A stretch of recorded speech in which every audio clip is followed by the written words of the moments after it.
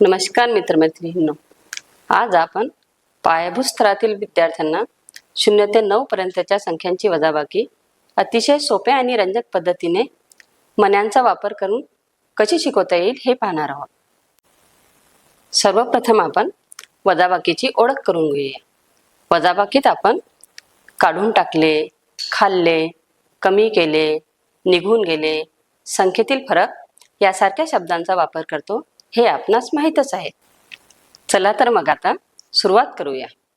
आता आपण या माळेतील 5 मणी घेऊया. 1 2 3 4 5 मणी घेतलेत.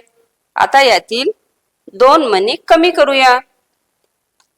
आता आपल्याकडे किती मणी शिल्लक राहिले?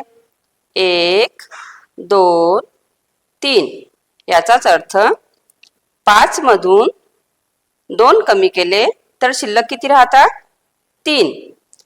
आता याला आपण गणिती रूप देऊया. 5 वजा 2 बरोबर 3. आता आपण हे 7 मणी घेऊया.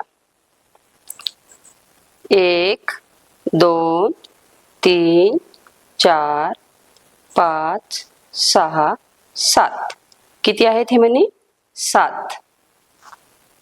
आता या 7 मण्यांमधले आपण 3 मणी कमी करूया. आता आपल्याजवळ किती शिल्लक राहिले? 1 2 3 4. आधी आपण 7 मणी घेतले. 7 मण्यांमधले 3 मणी कमी केले तर आपल्याजवळ शिल्लक राहिले 4. याचाच अर्थ 7 मधून 3 वजा केले तर शिल्लक राहतात 4. आता यालाच आपण गणिती रूप देऊया. 7 वजा 3 बरोबर 4. आता आपण हे 9 मणी घेतले आहेत.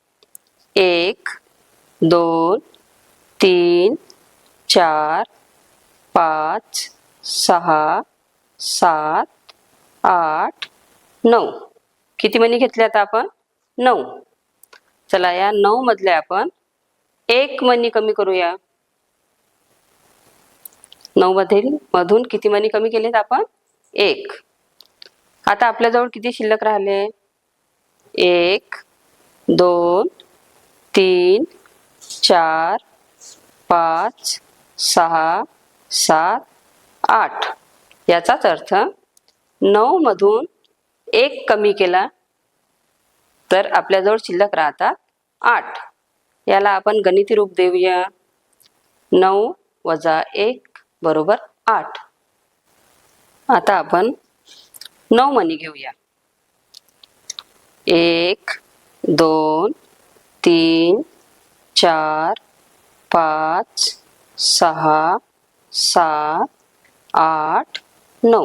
किती मणी घेतलेत आपण? 9. आता ह्या 9 मधून आपण 9 ही मणी कमी करून देऊया. आता किती उरले आपल्याजवळ? काहीच नाही. काहीच नाही म्हणजे किती? काहीच नाही म्हणजे 0. याचा अर्थ 9 मधून 9 वजा केले तर 0 बाकी राहते. मग याला आपण गणिती रूप देऊया. 9 वजा 9 बरोबर 0.